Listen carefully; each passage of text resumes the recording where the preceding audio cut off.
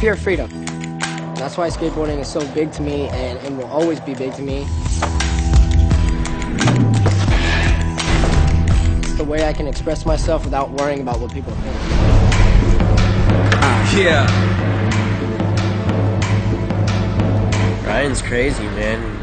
The level of consistency and how controlled he is just, it's natural, man. And he grew up in San Clemente, a competitive area, and, you know, he stayed strong to it and always stayed true to his roots. And I think that's why he kills it so hard to this day. Yeah.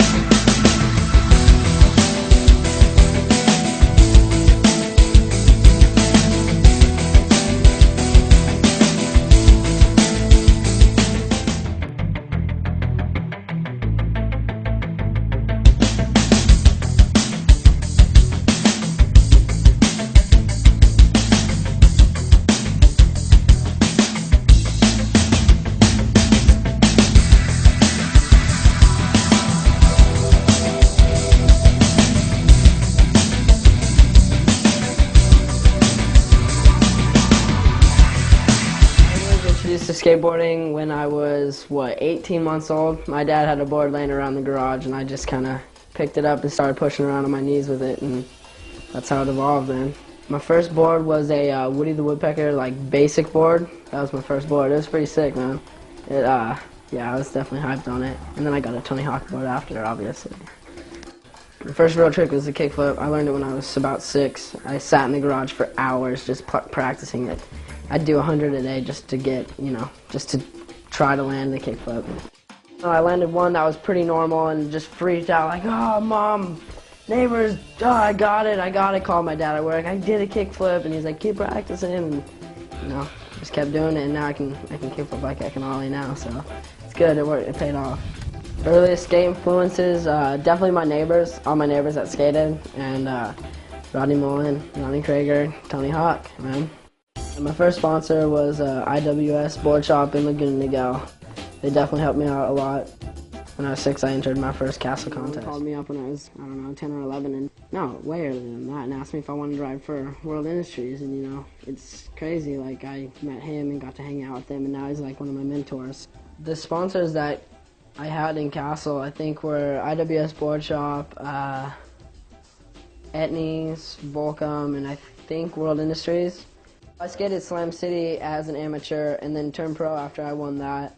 It was definitely a struggle. We went back and forth, like, should we do this, should we not do it, should we do it, and it was World Industries. I turned pro for World Industries when I was 13, and my parents are definitely the main reason I'm skating, because those early years when, I couldn't get anywhere, they took me everywhere, and I couldn't build anything. My dad built it for me, I used to be a skate park rat, still am. I love skate parks, but I wouldn't skate street. I didn't even know what street skating was until I saw my first movie, skate movie. My first video I ever saw was Toy Machine Welcome to Hell.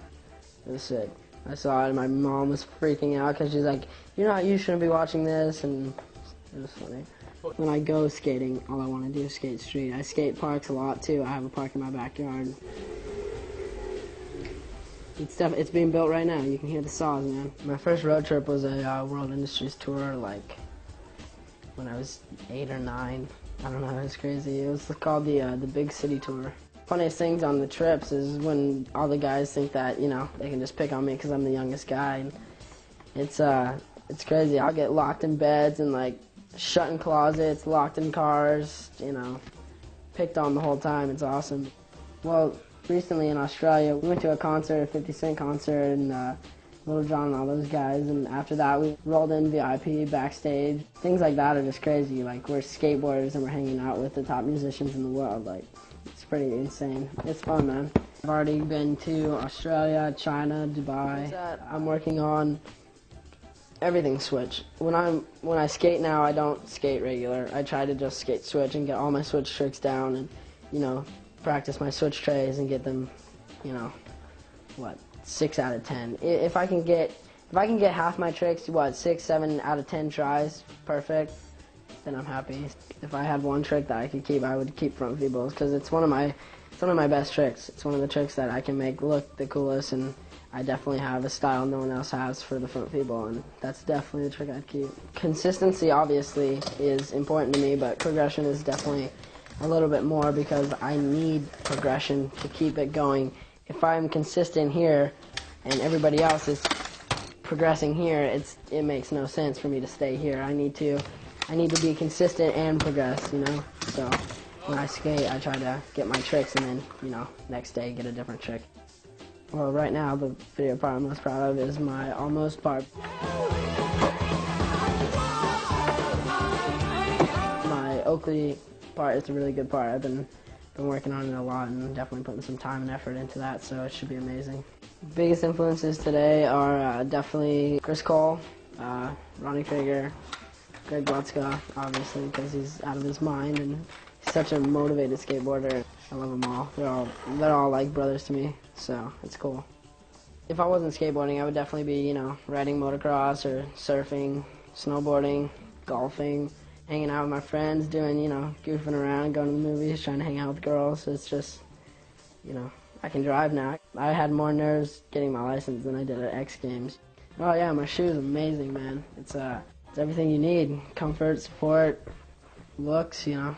Skate's awesome, feels great. Big future plans for Ryan Sheckler are definitely, you know, starting a company, probably, hopefully one day, and, you know, just skating. I just want to keep skating. I just want people to know, you know, in skateboarding when I'm done that I'm one of the persons that made skateboarding what it is today, and, you know, I've had a big part in skateboarding and invented new tricks and made new styles cool, and that's just what I want to be known for.